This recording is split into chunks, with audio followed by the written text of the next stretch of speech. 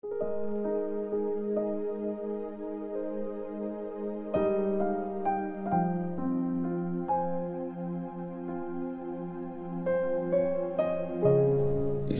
chapter 8. Sumasamba ang Jerusalem sa mga Diyos-Diyosan. Noong panlimang araw ng pang-anim na buwan ng pang-anim na taon na pagkabihag namin, nakaupo ako sa bahay kasama ang mga leaders ng Juda. Bigla akong kinontrol ng kapangyarihan ni Lord God. Pagtingin ko, may nakita akong parang tao, parang apoy yung katawan niya mula sa bewang pababa. Tapos, maliwanag naman na parang makintab na bronze sa taas ng bewang niya. Inunat niya yung parang kamay niya, tapos hinawakan ako nun sa buhok. Inangat ako sa hangin ng espiritu, tapos doon sa vision ng Diyos, napunta ako sa Jerusalem. Dinala niya ako sa North Gate, sa may entrance ng inner court ng temple.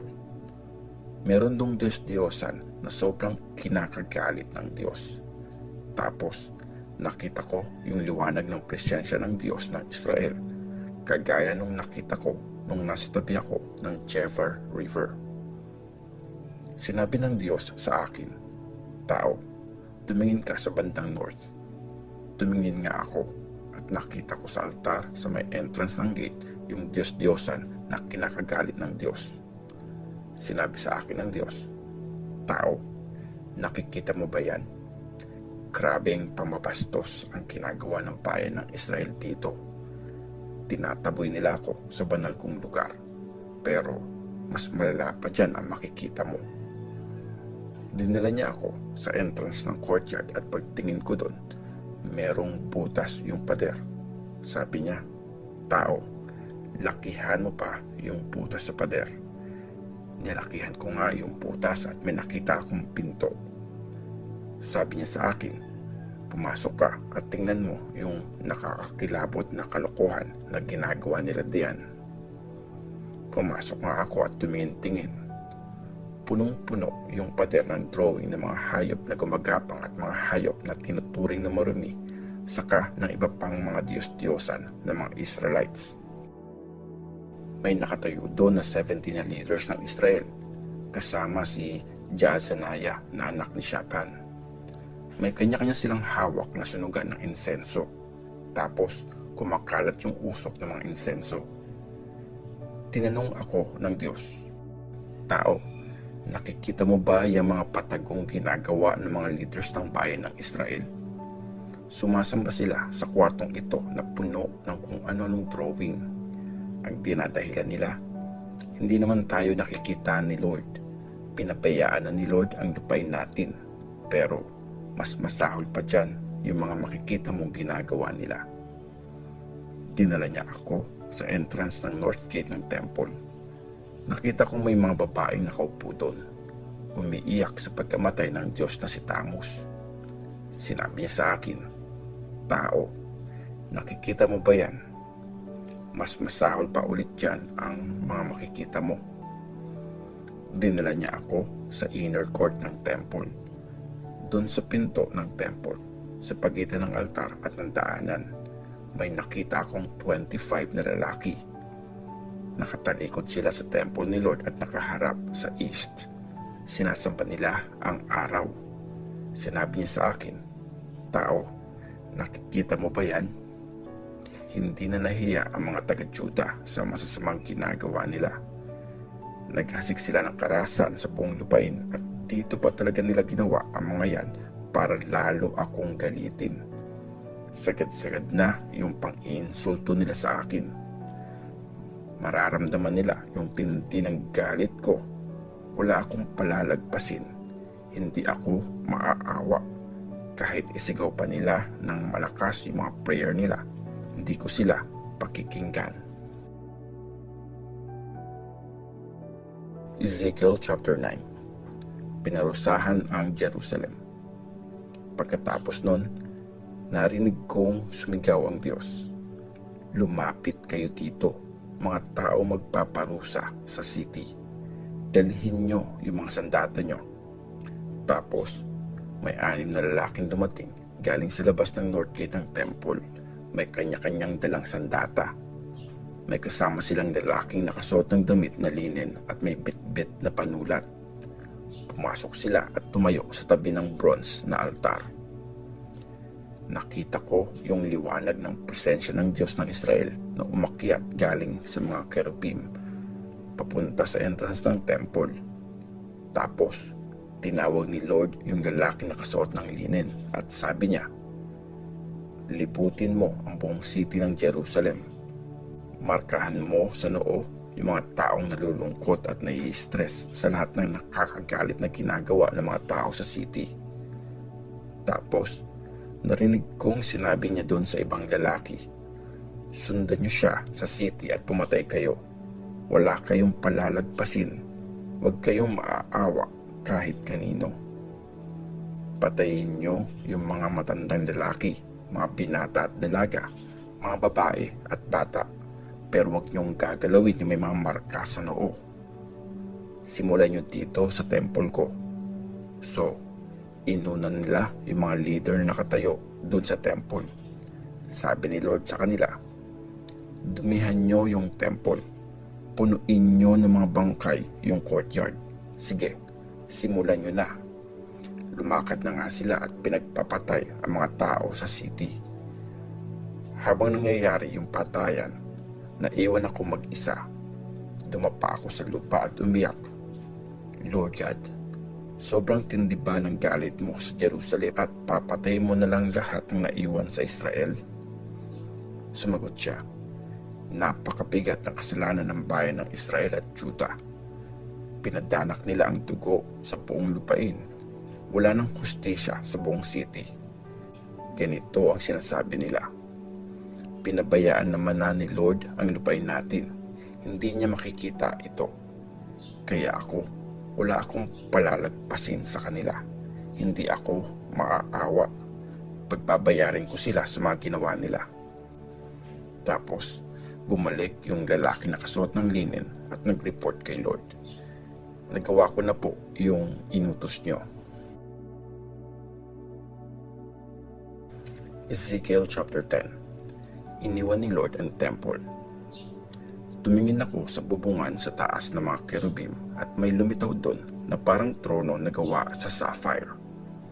Sinabi ng Diyos sa tao na nakadamit ng linen, "Pumunta ka sa gitna ng 4 na umiikot na gulong sa ibaba ng mga kerubim. Kumuha ka ng mga nagbabagang uling doon. Punin mo yung mga kamay mo. Tapos, ikalat mo yon sa city." At nakita ko nga siyang pumunta doon. Nakatayo yung mga kerubim sa bandang south ng temple nung pumasok yung lalaki. Tapos, napuno ng ulap yung buong inner courtyard. Umakyat yung liwanag ng presensya ni Lord mula sa mga kerubim papunta sa entrance ng temple. Tapos, napuno ng ulap yung buong temple at sobrang liwanag ng courtyard. Dinig yung ingay ng mga pakpak ng mga kerubim hanggang sa outer courtyard. Katunog yun ng boses ng makapangyarihang Diyos. Nung inutusan ni Lord yung lalaki na nakadamit ng linen na kumuha ng apoy sa pagitan ng mga umiikot na gulong na nasa ilalim ng mga kerubim, pumunta nga yung lalaki at tumabi sa isa sa mga gulong. Dumakot yung isa sa mga kerubim na mga nagpapagang uling sa gitna nila at binigay niya yung sa lalaking nakadamit ng linen. Tinanggap yun ng lalaki at umalis na siya. May kamay yung mga kerubim na parang sa tao. Nasa ilalim yun ng mga pakpak nila. Nakita ko rin na may 4 na gulong sa tabi ng mga kerubim. Tig-1 gulong sila. Parang kumikinang na mamahaling bato yung mga gulong. Pare-pareho yung itsura nun. Parang may gulong sa loob ng isa pang gulong. Nakakapunta sila sa kahit anong direksyon, kahit hindi sila lumiliko. Kung saan papunta yung gulong sa harap, doon din pupunta yung iba pang gulong. Hindi na nila kailangang pumihit. Tad-tad ng mata yung buong katawan nila, pati likod nila, mga kamay at mga pakpak. Puno din ng mata yung mga gulong. Narinig ko na tinatawag yun na mga umiikot na gulong. May tig-apat na mukha yung mga kerubim. Yung una, mukha ng kerubim. Yung pangalawa, mukha ng tao. Mukha ng layon yung pangatlo. At sa agila naman yung pang-apat. Yun din mismo yung mga nakita kong creatures sa may Chebar River. Umangat sa lupa yung mga kerubim. Pag gumagalaw yung mga kerubim, sumasabay sa kanila yung mga gulong. Pag pinubukan nila yung pakpak nila para lumipad, tumataas din yung mga gulong. Pag tumigil sila, tumitigil din yung mga gulong. Pag lumilipad sila, lumilipad din yung mga yon. Kasi kontrolado ng mga creatures yung mga gulong. Tapos, umalis sa entrance ng temple yung nakakasilaw na liwanag ng presensya ni Lord at lumipat sa ibabaw ng mga kerubim. Habang nakatingin ako, umangat sila sa lupa at lumipad, kasabay ng mga gulong. Tumigil sila sa east gate ng temple. Tapos, nasa ibabaw pa rin nila yung nakakasilaw na liwanag ng Diyos ng Israel. Sila nga yung nakita kong mga creatures na nasa ilalim ng Diyos ng Israel sa may Chebar River. Alam ko na ngayon na mga kerubim sila. May tig-apat silang mukha at apat na pakpak. At sa ilalim ng mga pakpak nila, may mga kamay sila na parang sa tao. Yung mga mukha nila, yun din mismo yung nakita kong mga mukha doon sa Chebar River.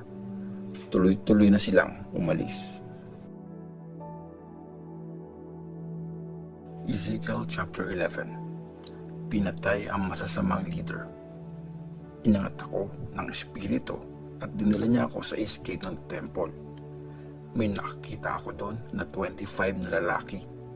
Kasama si Jaazaniah na anak ni Azur at Pelataya na anak ni Benaya. Pareho silang leader ng bayan. Sinabi ng Diyos sa akin, "Tao, nagpaplano ng masama ang mga taong ito at masasamang advice ang binibigay nila dito sa city. Sabi nila, di ba malapit na tayo magtayo ulit ng mga bahay? Ang city na ito ay parang kaldero na lalagyan ng pagkain. Tapos tayo yung mga karne sa loob nun. Kaya nga, tao, sabihin mo sa kanila itong message ko. Magsalita ka laban sa kanila." Kinontrol ako ng espiritu ni Lord at pinasabi ni Lord ang message na ito. Bayan ng Israel, alam ko yung mga nasa isip nyo. Sobrang dami nyong pinatay dito sa city. Napuno na ng bangkay yung mga kalsada. Kaya makinig kayo. Ako si Lord God at ito ang sinasabi ko. Ang city na ito ay isang kaldero, pero hindi kayo yung mga karne, kundi mga pinatay nyo. Kaya palalayasin ko kayo sa lugar na ito. Takot kayo sa espada, kaya pasusugurin ko dyan ang mga taong may espada na lalaban sa inyo. Ilalabas ko kayo sa city at ibibigay sa mga dayuhan. Nahatulan ko na kayo. Mamamatay kayo sa giyera sa sarili nyong bansa. Dahil dyan, makikilala ng lahat na ako si Lord. Hindi kayo magiging safe dito, kagaya ng pagiging safe ng karne sa loob ng lalagyan ng pagkain. Paparusahan ko kayo kahit nasaang part pa kayo ng lupain ng Israel, at makikilala nyo na ako si Lord. Pinili nyo kasing suwayin ang mga turo at utos ko, at yung mga ginagawa pa ng mga bansa sa paligid ang sinunod nyo. Habang sinasabi ko sa kanila yung message, biglang namatay si Pelataya na anak ni Benaya. Tumapa ako sa lupa at sumigaw, "Lord God, uubusin niyo po ba lahat ng natitirang buhay sa Israel?" Pangako ng Diyos sa mga nabihag. Sinabi ni Lord sa akin, "Tao, nag-uusap-usap lahat ng nakatira sa Jerusalem. Pinag-uusapan kanila, pati yung mga kamag-anak mo, kababayan at mga kasama mong bihag. Sabi nila, masyado nang malayo kay Lord yung mga dinalang bihag, kaya atin na itong lupain ito. Ngayon, sabihin mo sa mga kasama mong bihag itong sasabihin ko. Ako yung nagdala sa kanila sa malalayong lupain at kinalat ko sila sa ibang mga bansa. Pero sa ngayon, sasamahan ko sila kung saang bansa sila napapunta. Sabihin mong pinapasabi ito ni Lord God sa kanila. Titipunin ko sila mula sa mga bansa kung saan ko sila kinalat at ibibigay ko sa kanila ang lupain ng Israel. Pagbalik nila, dapat alisin nila lahat ng marurumi at nakakagalit nila mga Diyos-Diyosan. Bibigyan ko sila ng bagong puso at bagong isipan. Aalisin ko ang matigas nilang puso at papalitan ko yon ng pusong masunurin. Tapos, susundin nila ang mga batas ko at tapat na gagawin ang mga utos ko. Magiging bayan ko sila at ako ang magiging Diyos nila. Pero paparusahan ko yung mga gusto pa rin sumamba sa marurumi at nakakadiri mga Diyos-Diyosan. Paparusahan ko sila sa mga ginawa nila. Ito ang mga sinabi ni Lord God.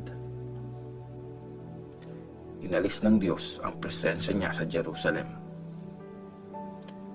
Nagliparan yung mga kerubim kasabay ng mga gulong. Nasa ibabaw nila yung nakakasilaw na liwanag ng presensya ng Diyos ng Israel. Tapos, umalis sa city yung liwanag ng presensya ni Lord at lumipat sa bundok sa bandang east ng city. Inangat ako ng espiritu at dun sa vision, binalik na ako sa Caldea, sa mga nabihag sa Babylonia. Tapos, nawala na yung vision at kinuwento ko sa mga bihag yung mga pinakita ni Lord sa akin.